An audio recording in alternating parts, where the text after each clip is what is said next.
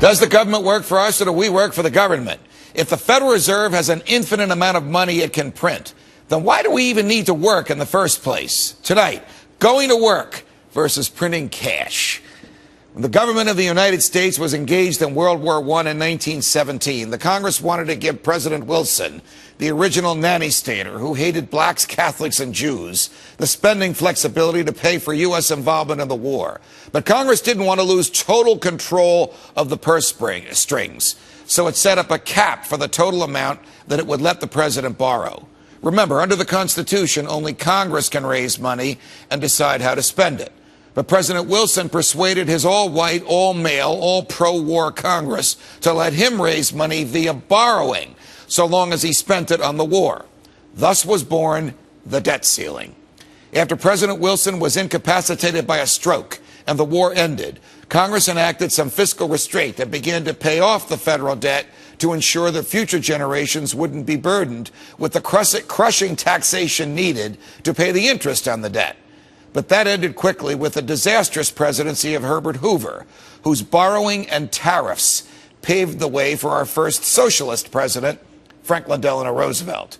FDR took control of the finances of not just the federal government, but of private industry as well, from General Motors to mom and pop stores, everywhere in the United States, as he ushered in the New Deal.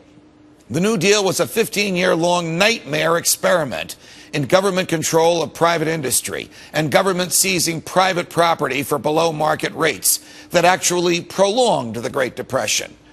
When FDR's attacks on the fundamentals of the economy, his confiscation of gold, and his setting of prices at random, all in a maniacal attempt to gain control over every aspect of American life, became apparent even to him that it was making things worse, he decided we needed another war. When the debt of the federal government ballooned exponentially in World War II, Americans thought nothing of it. Wartime hysteria galvanized the American conscience, and an overbearing government whose propaganda outmatched Europe's in force and subtlety convinced Americans that they should accept rationing, even though it was unnecessary, a draft, even though volunteers were coming in faster than the government could accept them, and buy war bonds, even though the Federal Reserve could easily have inflated the American dollar to pay for World War II the same way it pays for our current 5 wars. So if the Federal Reserve can pay for war, why can't it pay for us?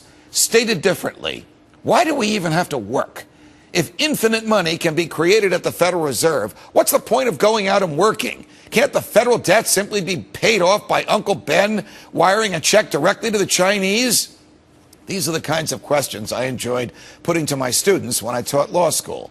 And the questions, of course, are designed to make us think about what the government is really doing. Of course we can't print our way to prosperity. We all understand that in order to invest or pay off debt, you first have to work and earn. In a capitalist society based on sound money and free markets, work comes first, and then you save. And then after you've accumulated enough savings, you can invest. Taking on debt would occur only if an individual or a corporation wanted to take the risk that he or it would earn more and spend less in the future. One can only morally risk his own money or that voluntarily given to him by others for risk, not the people's money. But Keynesian, that is, big government economics, turns all that on its head. The British fascist, Professor John Maynard Keynes, taught Wilson, FDR, and their descendants that more debt meant more wealth, that freedom was slavery, and that war was peace. Every president since FDR has bought into much of this nonsense. Fast forward to today. The current national debt would be unbelievable, even to men like Professor Keynes, who probably thought that when the government debt went into the trillions, no one would believe any government would be capable of paying it back, and all debt would be forgiven out of some patriotic duty. Indeed, the Chinese today have issued warnings about America's current struggles over the debt ceiling, as they fear that we might not be able to come up with enough cash to pay them back all they've loaned to us. They might be right, considering that the total amount of money that we owe doesn't even exist on the planet. So where does all this end? Who has the courage to come out and tell the American people that the emperor wears no clothes? Does any of the presidential candidates currently running have a record for voting no every time on the debt ceiling, or governing their states in such a way as to provide us the confidence that they will bring monster government under control? When looking at the early assembly of presidential candidates, please ask yourself, who among them will reject debt as a means of governing? Who will embrace hard work and sound money? Who really believes in freedom?